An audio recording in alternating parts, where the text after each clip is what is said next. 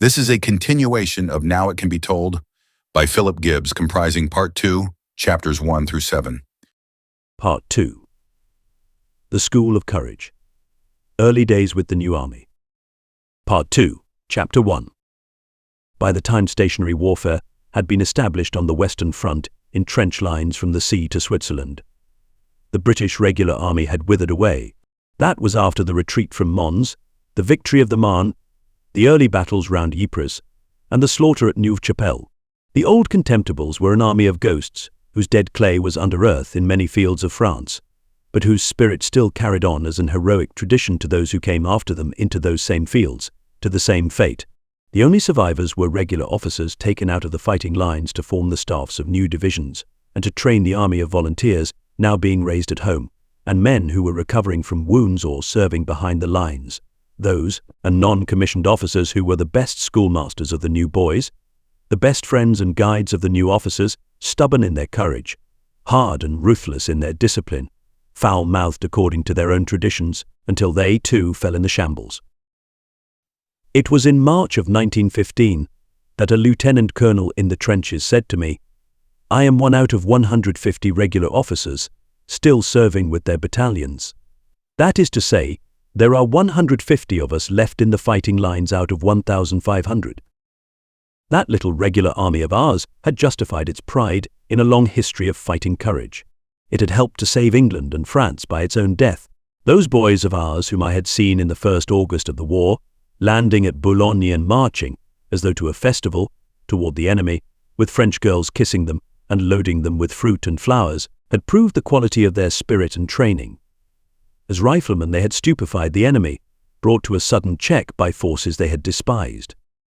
They held their fire until the German ranks were within 800 yards of them, and then mowed them down, as though by machine gun fire before we had machine guns, except as rare specimens, here and there.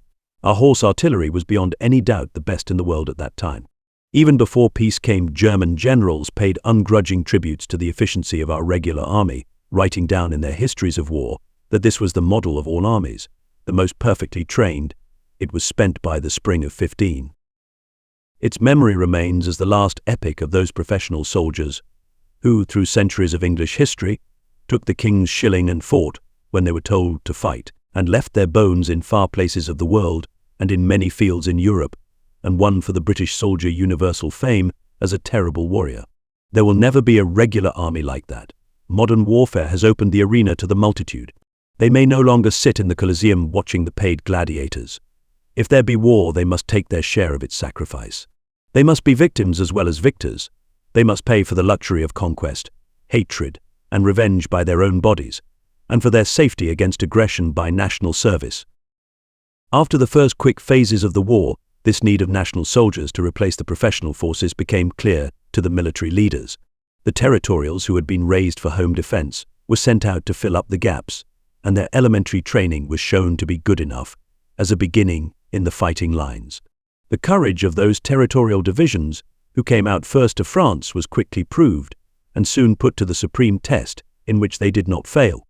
From the beginning to the end, these men, who had made a game of soldiering in days of peace, yet a serious game to which they had devoted much of their spare time after working hours, were splendid beyond all words of praise. And from the beginning to the end, the territorial officers, men of good standing in their counties, men of brain and business training, were handicapped by lack of promotion and treated with contempt by the high command, who gave preference always to the regular officers in every staff appointment.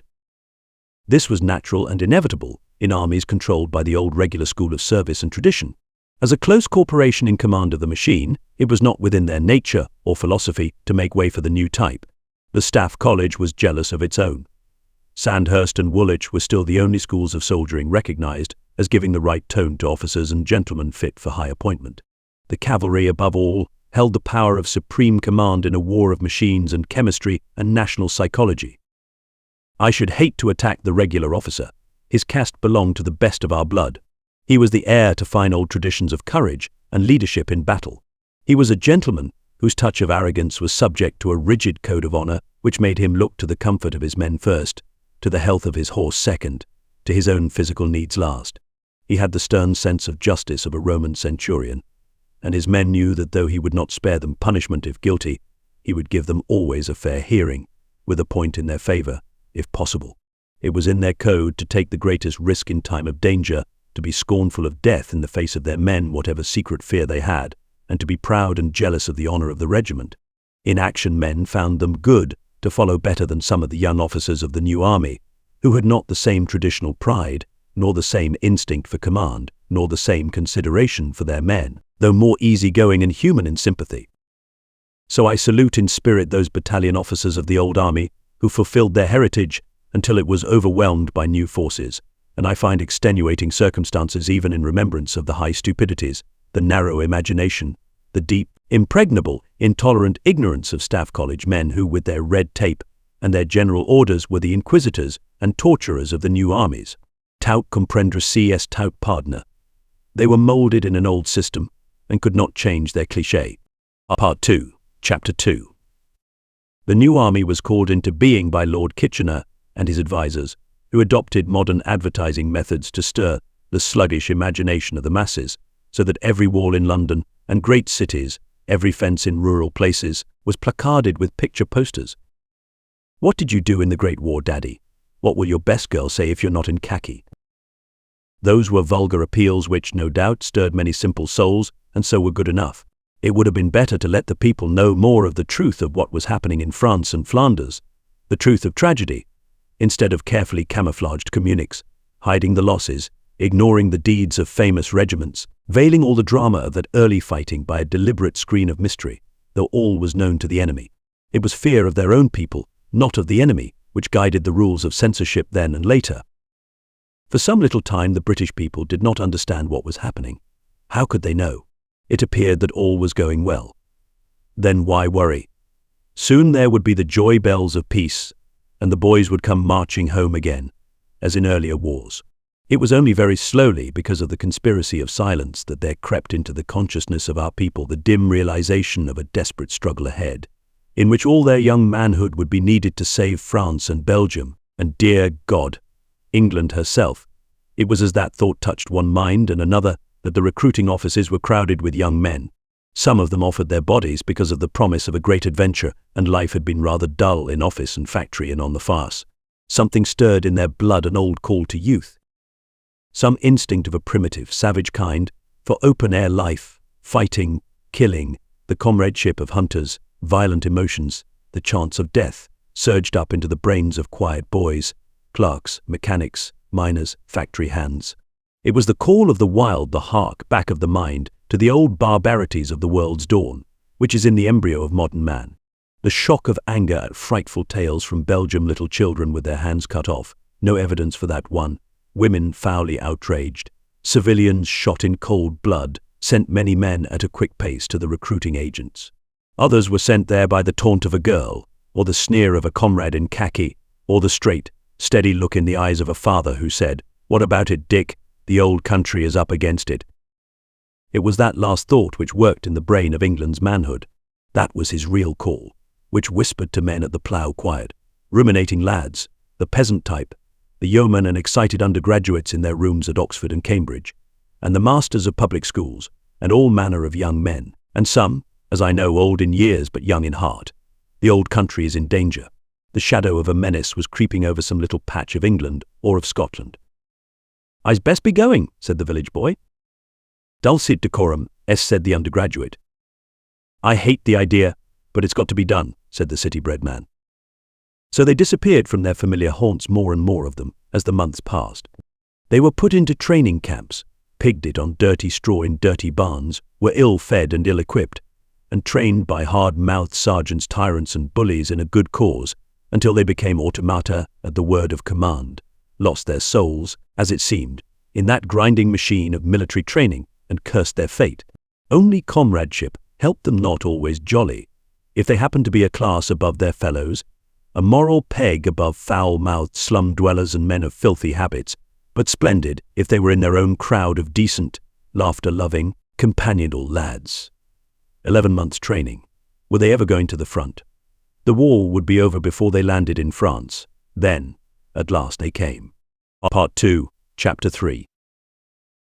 It was not until July of 1915 that the commander-in-chief announced that a part of the new army was in France and lifted the veil from the secret which had mystified people at home whose boys had gone from them, but who could not get a word of their doings in France. I saw the first of the Kitchener men, as we called them then. The tramp of their feet in a steady scrunch, along a gritty road of France, past the window of my billet very early in the mornings, and I poked my head out to get another glimpse of those lads marching forward to the firing line. For as long as history lasts, the imagination of our people will strive to conjure up the vision of those boys in the year of 1915, went out to Flanders, not as conscript soldiers, but as volunteers for the old country's sake, to take their risks and do their bit in the world's bloodiest war. I saw those fellows day by day, touched hands with them, went into the trenches with them, heard their first tales, and strolled into their billets when they had shaken down for a night or two within sound of the guns. History will envy me that, this living touch with the men who beyond any doubt did in their simple way act and suffer things before the war ended, which revealed new wonders of human courage and endurance. Some people envied me then, those people at home to whom those boys belonged, and who in country towns and villages and suburban houses would have given their hearts to get one look at them there in Flanders and to see the way of their life. How were they living? How did they like it? How were they sleeping? What did the regulars think of the new army? "Oh, a very cheerful lot," said a sergeant major of the old regular type, who was having a quiet pipe over a halfpenny paper in a shed at the back of some farm buildings in the neighborhood of Armentières, which had been plugged by 200 German shells that time the day before. One never knew when the fellows on the other side would take it into their heads to empty their guns that way. They had already killed a lot of civilians thereabouts, but the others stayed on. "Not a bit of trouble with them," said the sergeant major, and all as keen as when they grinned into a recruiting office and said, "I'm going. They're glad to be out. Overtrained, some of 'em. For 10 months we've been working 'em pretty hard. Had to, but they were willing enough. Now you couldn't find a better battalion, though some more famous, till we get our chance, you know." He pointed with the stem of his pipe to the open door of an old barn where a party of his men were resting. "You'll find plenty of hot heads among them, but no cold feet. I'll bet on that." The men were lying on a stone floor with haversacks for pillows, or squatting tailor-wise, writing letters home. From a far corner came a whistling trio, harmonized in a tune which for some reason made me think of hayfields in southern England. They belonged to a Sussex battalion, and I said, "Anyone here from Burpham?" One of the boys sat up, stared, flushed to the roots of his yellow hair, and said, "Yes." I spoke to him of people I knew there, and he was astonished that I should know them, distressed also in a queer way. Those memories of a Sussex village seemed to break down some of the hardness in which he had cased himself. I could see a frightful homesickness in his blue eyes. "Perhaps I've seed the last o' Burpham," he said in a kind of whisper, so that the other men should not hear. The other men were from Arundel, Littlehampton, and Sussex villages. They were of Saxon breed. There was hardly a difference between them and some German prisoners I saw, yellow-haired as they were, with fair, freckled, sun-baked skins. They told me they were glad to be out in France. Anything was better than training at home. "I like Germans more than sergeant majors," said one young yokel, and the others shouted with laughter at his jest. "Perhaps you haven't met the German sergeants," I said. "I've met our N," said the Sussex boy. "A man's a fool to be a soldier. Eh, lads?" They agreed heartily, though they were all volunteers. "Not that we're scared," said one of them. "We'll be glad when the fighting begins." "Speak for yourself, Dick Meekcomb, and don't forget the shells last night." There was another roar of laughter. Those boys of the South Saxons were full of spirit. In their yokel way they were disguising their real thoughts, their fear of being afraid, their hatred of the thought of death, very close to them now, and their sense of strangeness in this scene on the edge of Armentières, a world away from their old life. The colonel sat in a little room at headquarters, a bronzed man with a grizzled moustache and light blue eyes, with a fine tenderness in his smile. "These boys of mine are all right," he said. "They're dear fellows, and ready for anything. Of course it was anxious work at first, but my N.C.O. dots are a first-class lot, and we're ready for business." He spoke of the recruiting task which had begun the business 11 months ago.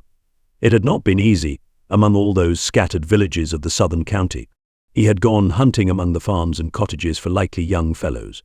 They were of good class, and he had picked the lads of intelligence and weeded out the others. They came from a good stock, the yeoman breed. One could not ask for better stuff. The officers were men of old county families, and they knew their men. That was a great thing. So far they had been very lucky with regard to casualties, though it was unfortunate that a company commander, a fine fellow who had been a schoolmaster, and a parson should have been picked off by a sniper on his first day out. The new army had received its baptism of fire, though nothing very fierce as yet. They were led on in easy stages to the danger zone. It was not fair to plunge them straight away into the bad places. But the test of steadiness was good enough on a dark night behind the reserve trenches when the reliefs had gone up, and there was a bit of digging to do in the open. "Quiet there, boys," said the sergeant major, "and no larks." It was not a larky kind of place or time. There was no moon, and a light drizzle of rain fell.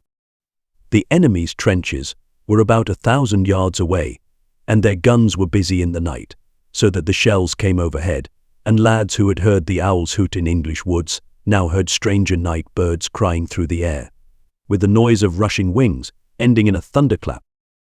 "And my old mother thinks I'm enjoying myself," said the heir to a seaside lodging house. "Thirsty work. This grave-digging job," said a lad who used to skate on rollers between the bath chairs of Brighton Promenade.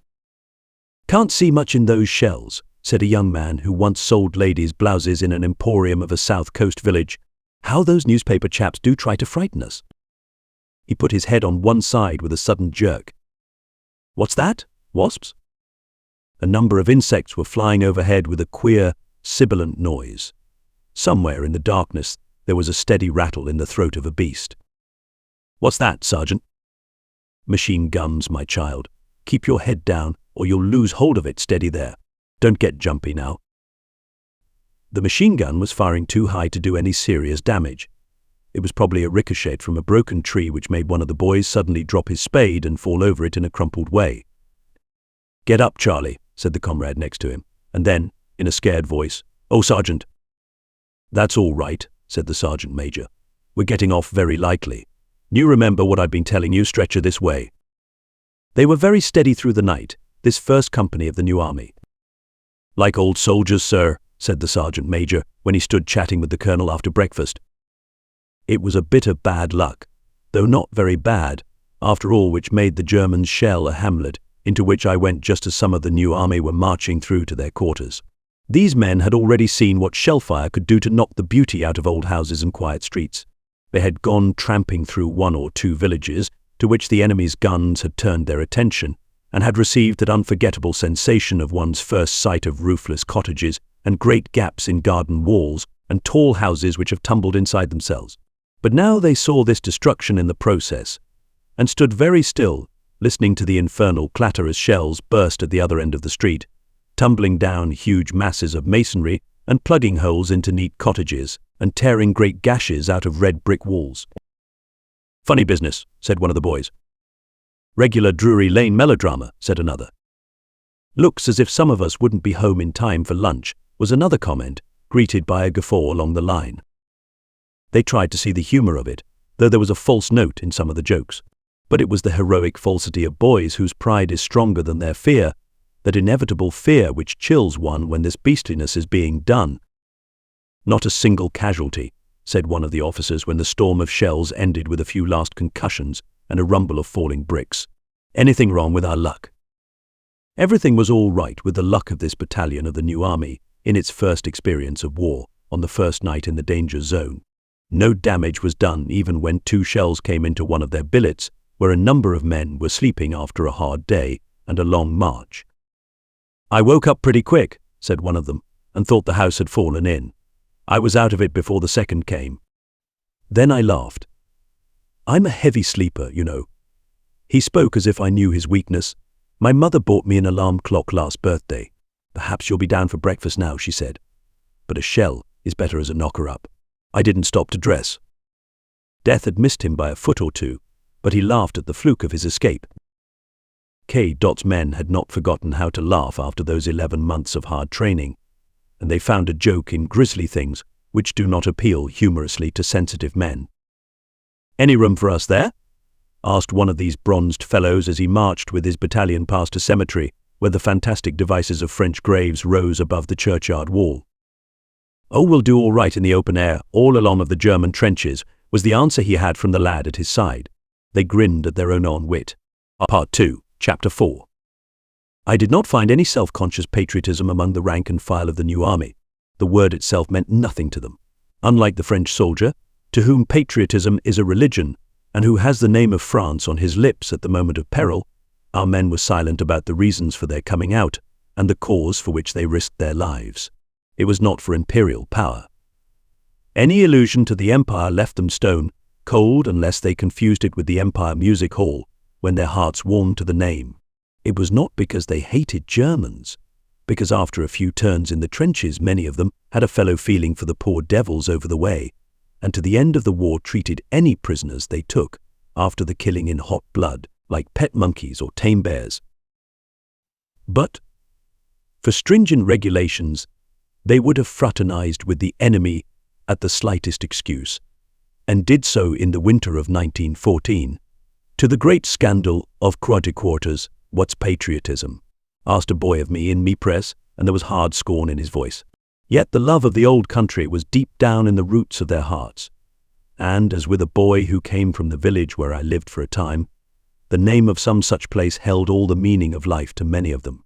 The simple minds of country boys clung fast to that, went back in waking dreams to dwell in a cottage parlour where their parents sat, and an old clock ticked, and a dog slept with its head on its paws.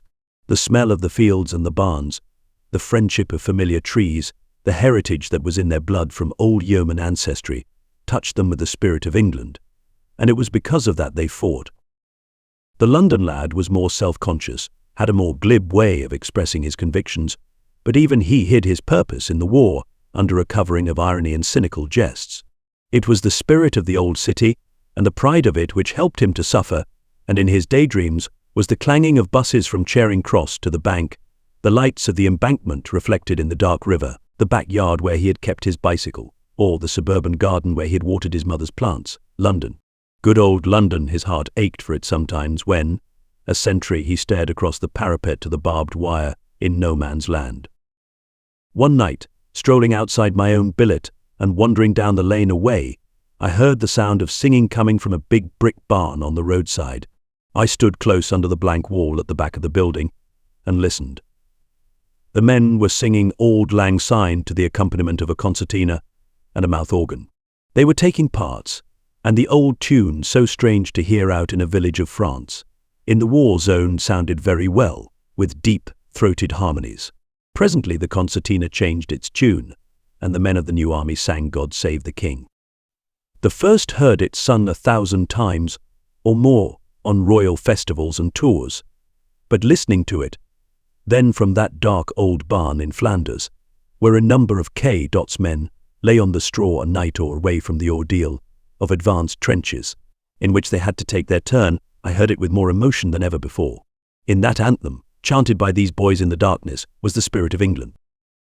If I had been king, like that Harry who wandered round the camp of Agincourt, where his men lay sleeping, I should have been glad to stand and listen outside that barn and hear those words. Send him victorious, happy and glorious. As the chief of the British tribes, the 5th George received his tribute from those warrior boys who had come out to fight for the flag that meant to them some old village on the Sex Downs, where a mother and a sweetheart waited, or some town in the Midlands where the walls were placarded with posters which made the Germans Gibbs, or Old London, where the buses went clanging down the Strand. As I went back up the lane, a dark figure loomed out, and I heard the click of a rifle bolt. It was one of K.'s men standing sentry outside the camp. "Who goes there?" It was a Cockney voice. "Friends." "Pass, friends. All's well." Yes, all was well then, as far as human courage and the spirit of a splendid youthfulness counted in that war of high explosives and destructive chemistry. The fighting in front of these lads of the new army decided the fate of the world, and it was the valor of those young soldiers who, in a little while, were flung into hell fires and killed in great numbers, which made all things different in the philosophy of modern life. That concertina in the barn was playing the music of an epic which will make those who sang it seem like heroes of mythology to the future race which will read of this death struggle in Europe. Yet it was a Cockney, perhaps from Clapham Junction or Peckham Rye, who said, like a voice of fate, "All's well." Part 2, Chapter 5. When the new army first came out to learn their lessons in the trenches, in the long days before open warfare, the enemy had the best of it in every way. In gunpowder and in supplies of ammunition he was our master all along the line, and made use of his mastery by flinging over large numbers of shells, of all sizes and types, which caused a heavy toll in casualties to us, while our gunners were strictly limited to a few rounds a day, and cursed bitterly because they could not answer back. In March of 1915 I saw the first 15-inch howitzer open fire. We called this monster Grandma, and there was a little group of generals on the Scherpenberg near Kemmel to see the effect of the first shell. Its target was on the lower slope of the Wytschaete Ridge, where some trenches were to be attacked for reasons only known by our generals and by God. Preliminary to the attack, our field guns opened fire with shrapnel, which scattered over the German trenches their formidable earthworks with deep, shell-proof dugouts like the glitter of confetti, and had no more effect than that before the infantry made a rush for the enemy's line and were mown down by machine gun fire. The Germans were very strong in machine guns, and we were very weak in the usual way of those early days. The first shell fired by our monster howitzer was heralded by a low reverberation, as of thunder, from the field below us. Then, several seconds later, there rose from the Wytschaete Ridge a tall, black column of smoke which stood steady until the breeze clawed at it and tore it to tatters. "Some shell," said an officer. "Now we ought to win the war, I don't think." Later there arrived the first 9.2 anti, as we called it. Well, that was something in the way of heavy artillery, and gradually our gun power grew and grew, until we could answer back and give more than came to us. But meanwhile the new army had to stand the racket, as the old army had done, being strafed by harassing fire, having their trenches blown in and their billets smashed and their bodies broken, at all times and in all places within range of German guns. Everywhere the enemy was on high ground and had observation of our position. From the Westhook Ridge and the Pilkham Ridge his observers watched every movement of our men round Ypres, and along the main road to Hooge, signalling back to their guns if anybody of them were visible. From the Wytschaete Ridge, Wytschaete, as we called it, and Messines they could see for miles across our territory, not only the trenches but the ways up to the trenches, and the villages behind them, and the roads through the villages. They looked straight into Kemmel village, and turned their guns on to it, when our men crouched among its ruins, and opened the graves in the cemetery, and lay old bones bare. Clear and vivid to them were the red roofs of Dickerbush village, and the gaunt ribs of its broken houses. I knew a boy from Fleet Street, who was cobbler there in a room between the ruins. Those Germans gazed down the roads to Veerstraat and Vormyzele, and watched for the rising of white dust which would tell them when men were marching by more cannon fodder. Southward they saw Nieuwe-Gliese with its rag of a tower, and Plug Street Wood. In cheerful mood, on sunny days German gunners with shells to spare ranged upon separate farmhouses and isolated barns until they became bits of oddly standing brick about great holes. They shelled the roads down which our transport wagons went at night, and the communication trenches to which our men moved up to the front lines, and gun positions revealed by every flash, and dugouts foolishly frail against their 5.9s, which in those early days we could only answer by a few pipsqueaks. They made fixed targets of crossroads, and points our men were bound to pass, so that to our men those places became sinister with remembered horror and present fear. Dead Horse Corner and Dead Cow Farm, and the farm beyond Plug Street, Dead Dog Farm and the Moated Grange on the way to St. Eloi, Stinking Farm and Suicide Corner and Shell Trap Barn, out by Ypres. All the fighting youth of our race took their turn in those places, searched along those roads, lived in ditches and dugouts there, under constant fire. In wet holes along the Yser Canal by Ypres, young officers who had known the decencies of home life tried to camouflage their beastliness by giving a touch of decoration to the clammy walls. They bought Kirchner prints of little ladies too lightly clad for the climate of Flanders, and pinned them up as a reminder of the dainty feminine side of life, which here was banished. They brought broken chairs and mirrors from the ruins of Ypres, and said, "It's quite cosy after all." And they sat there chatting, as in St. James's Street clubs, in the same tone of voice, with the same courtesy and sense of humour, while they listened to noises without, and wondered whether it would be today or tomorrow, or in the middle of the sentence they were speaking. that bits of steel would smash through that mud above their heads and tear them to bits and make a mess of things. There was an officer of the Coldstream Guards who sat in one of these holes, like many others. A nice, gentle fellow, fond of music, a fine judge of wine, a connoisseur of old furniture and good food. It was cruelty to put such a man into a hole in the earth, like the ape houses of Hagenbeck's zoo. He had been used to comfort, the little luxuries of court life. There, on the canal bank, he refused to sink into the squalor. He put on pajamas at night before sleeping in his bunk silk pajamas, and while waiting for his breakfast, smoked his own brand of gold-tipped cigarettes, until one morning a big shell blew out the back of his dugout and hurled him under a heap of earth and timber. He crawled out, cursing loudly with a nice choice of language, and then lit another gold-tipped cigarette and called to his servant for breakfast. His baton was a fine lad, brought up in the old traditions of service to an officer of the Guards, and he provided excellent little meals, done to a turn, until something else happened, and he was buried alive within a few yards of his master. Whenever I went to the canal bank, and I went there many times when still and always hungry high velocities came searching for a chance meal, I thought of my friend in the Guards, and of other men I knew who had lived there in the worst days, and some of whom had died there. They hated that canal bank and dreaded it, but they jested in their dugouts, and there was the laughter of men who hid the fear in their hearts, and were game until some bit of steel plugged them with a gaping wound, or tore their flesh to tatters.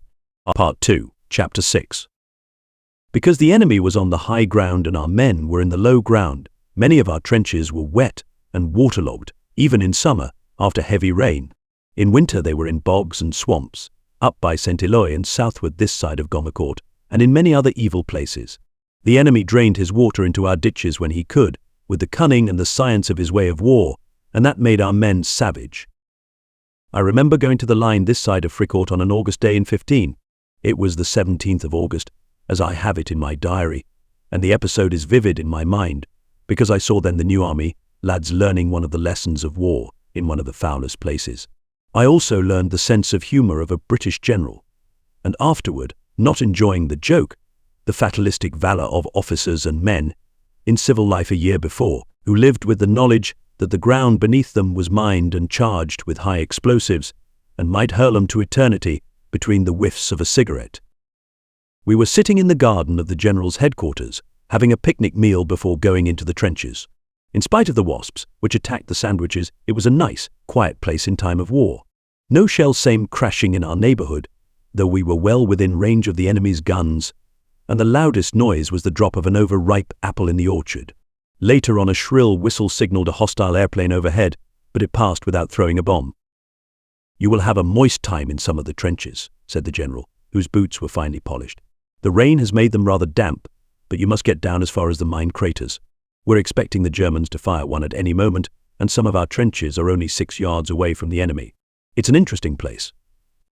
The interest of it seemed to me too much of a good thing, and I uttered a pious prayer that the enemy would not explode his beastly mine under me. It makes such a mess of a man. A staff captain came out with a report, which he read. "The sound of picks has been heard close to our sap head. The enemy will probably explode their mine in a few hours." "That's the place I was telling you about," said the general. "It's well worth a visit, but you must make up your mind to get your feet wet." As long as I could keep my head dry and firmly fixed to my shoulders, I was ready to brave the perils of wet feet with any man. It had been raining heavily for a day or two. I remember thinking that in London, which seemed a long way off, people were going about under umbrellas and looking glum when their clothes were splashed by passing omnibuses. The women had their skirts tucked up and showed their pretty ankles. Those things used to happen in the far-off days of peace, but in the trenches, those that lay low, rain meant something different and hideously uncomfortable for men who lived in holes. Our soldiers, who cursed the rain as in the old days, they swore terribly in Flanders, did not tuck their clothes up above their ankles. They took off their trousers. There was something ludicrous yet pitiable in the sight of those hefty men coming back through the communication trenches with the tails of their shirts flapping above their bare legs, which were plastered with a yellowish mud. Shouldering their rifles or their spades, they trudged on grimly through 2 feet of water, and the boots which they wore without socks squelched at every step with a loud, sucking noise like a German drinking soup, said an officer who preceded me. "Why grouse?" he said presently. "It's better than Brighton." It was a queer experience, this paddling through the long communication trenches which wound in and out like the Hampton Court maze toward the front line, and the mine craters which made a salient to our right by a place called the Tambour. Shells came whining overhead, and somewhere behind us iron doors were slamming in the sky, with metallic bangs, as though opening and shutting in a tempest. The sharp crack of rifle shots showed that the snipers were busy on both sides, and once I stood in a deep pool, with the water up to my knees, listening to what sounded like the tap, tap of invisible blacksmiths, playing a tattoo on an anvil. It was one of our machine guns at work a few yards away from my head, which I ducked below the trench parapet. Splodge went the officer in front of me with a yell of dismay. The water was well above his top boots. Splosh went another man ahead, recovering from a side slip in the oozy mud and clinging desperately to some bunches of yarrow growing up the side of the trench. Squelch went a young gentleman whose puttees and breeches had lost their glory and were but swabs about his elegant legs. "Clever fellows," said the officer, as two of us climbed onto the fire stand of the trench in order to avoid a specially deep water hole, and with ducked heads and bodies bent double, the Germans were only 200 yards on the other side of the parapet, walked on dry earth for at least 10 paces. The officer's laughter was loud at the corner of the next traverse when there was an abrupt descent into a slough of despond.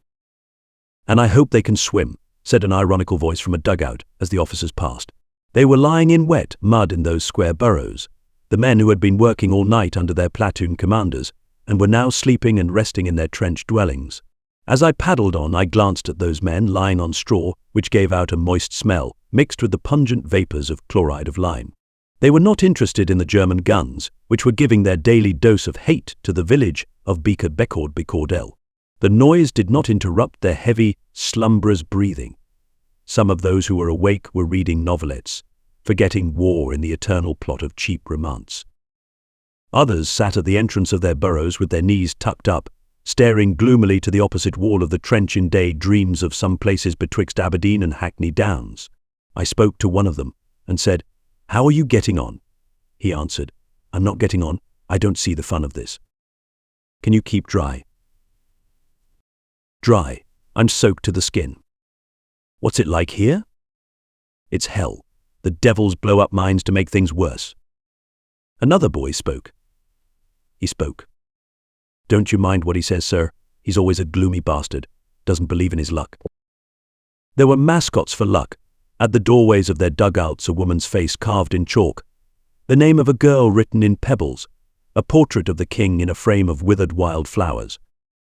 A company of our new army boys had respected a memento of French troops who were once in this section of trenches.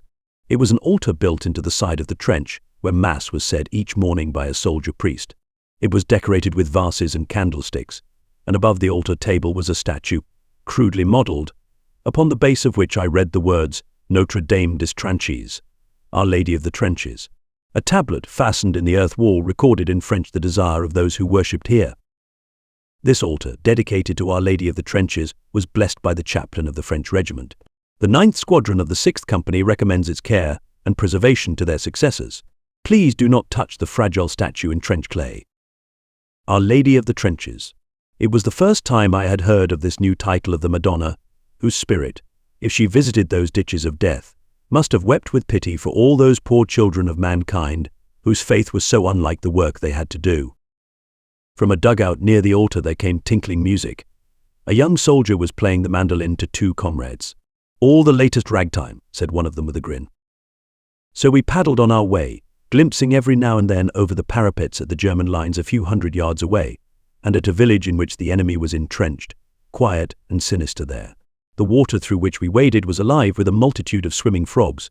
Red slugs crawled up the sides of the trenches, and queer beetles with dangerous-looking horns wriggled along dry ledges and invaded the dugouts in search of the vermin which infested them. "Rats are the worst plague," said a colonel, coming out of the battalion headquarters, where he had a hole large enough for a bed and table. "There are thousands of rats in this part of the line, and they're audacious devils. In the dugout next door, the straw at night rides with them. I don't mind the mice so much. One of them comes to dinner on my table every evening, a friendly little beggar who is very pally with me. We looked out above the mine craters, a chaos of tumbled earth, where our trenches ran so close to the enemy's that it was forbidden to smoke or talk, and where our sappers listened with all their souls in their ears to any little tapping or picking which might signal approaching upheaval. The coats of some French soldiers, blown up long ago by some of these mines, looked like the blue of the chicory flower growing in the churned-up soil. The new mine was not fired that afternoon, up to the time of my going away, but it was fired next day, and I wondered whether the gloomy boy had gone up with it. There was a foreknowledge of death in his eyes.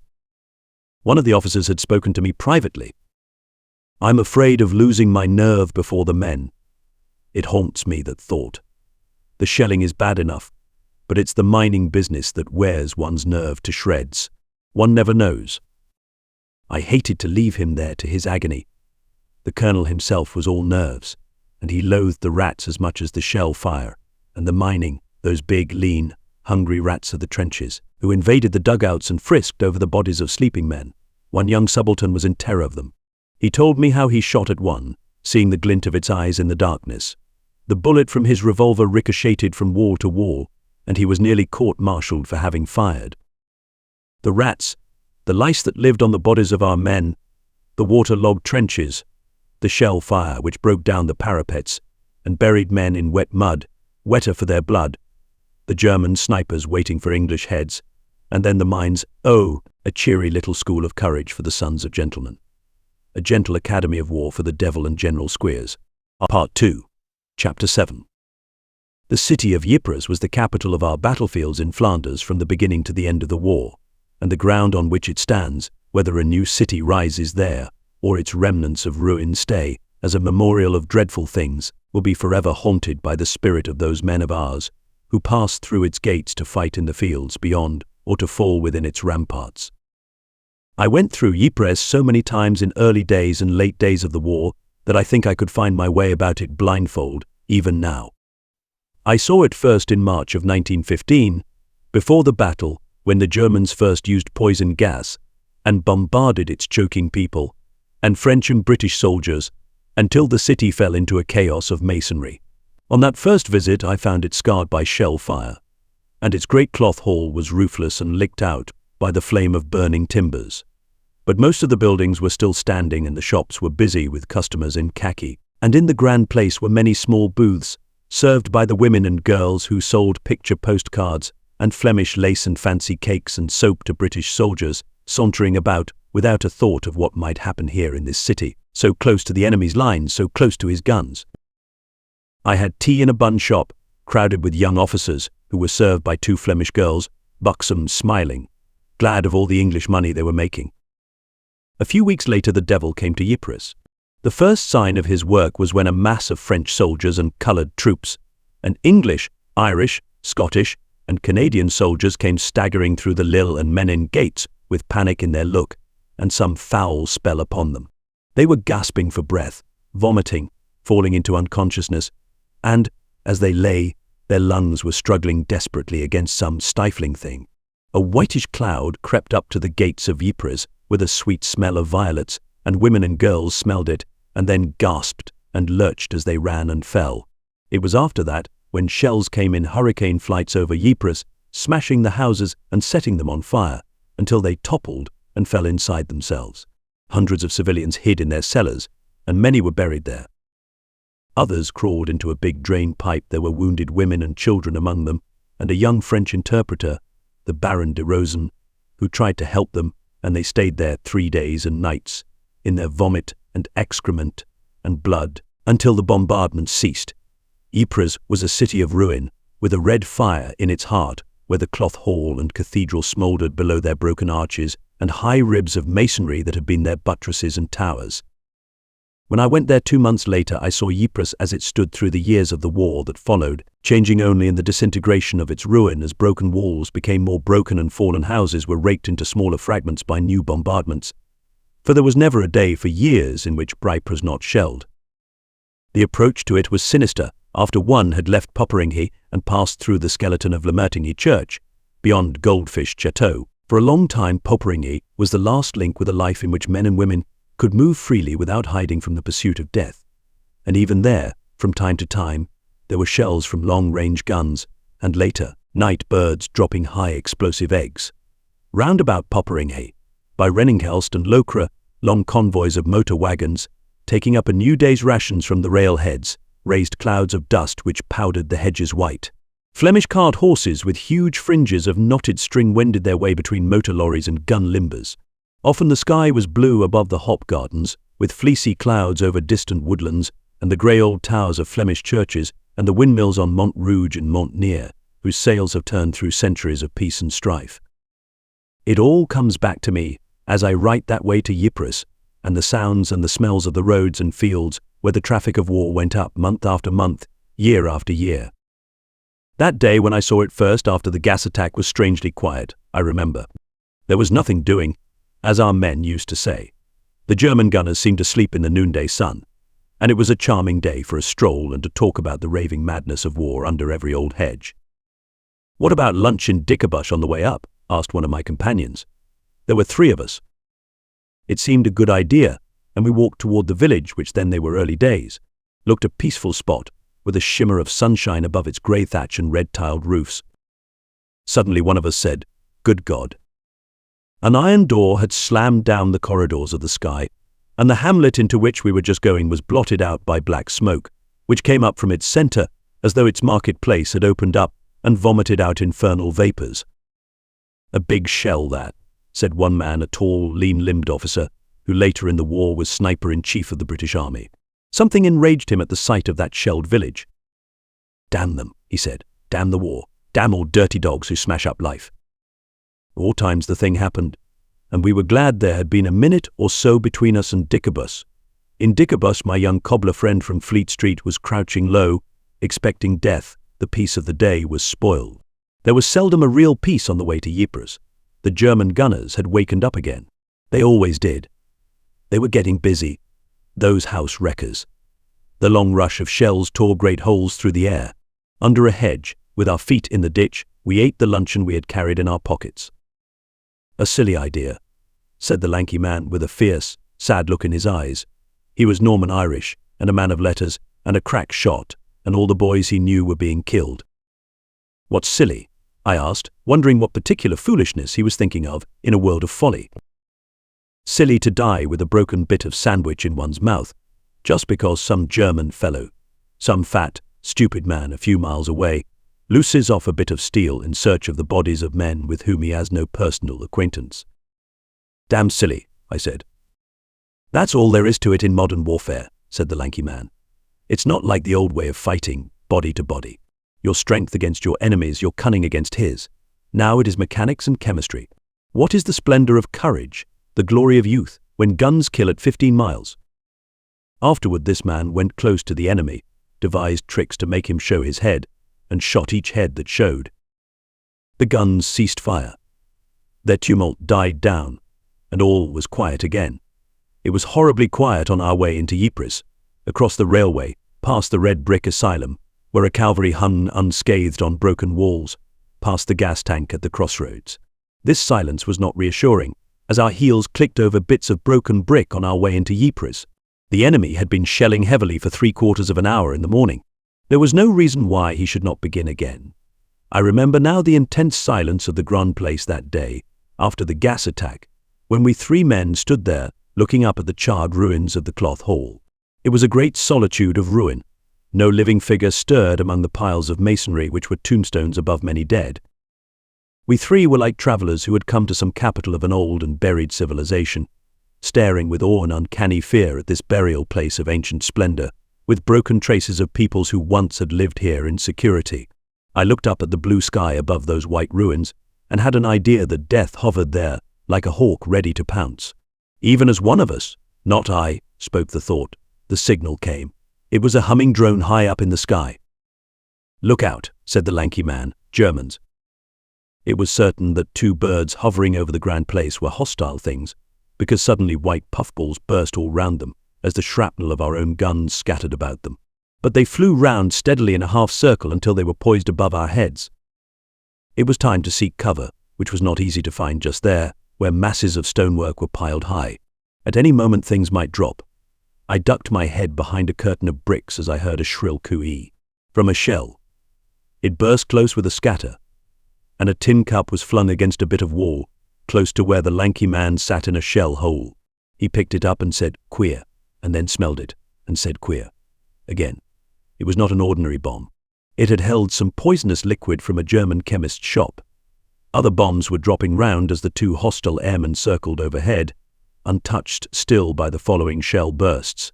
Then they passed toward their own lines, and my friend in the shell hole called to me and said, "Let's be going." It was time to go. When we reached the edge of the town, our guns away back started shelling, and we knew the Germans would answer. So we sat in a field nearby to watch the bombardment.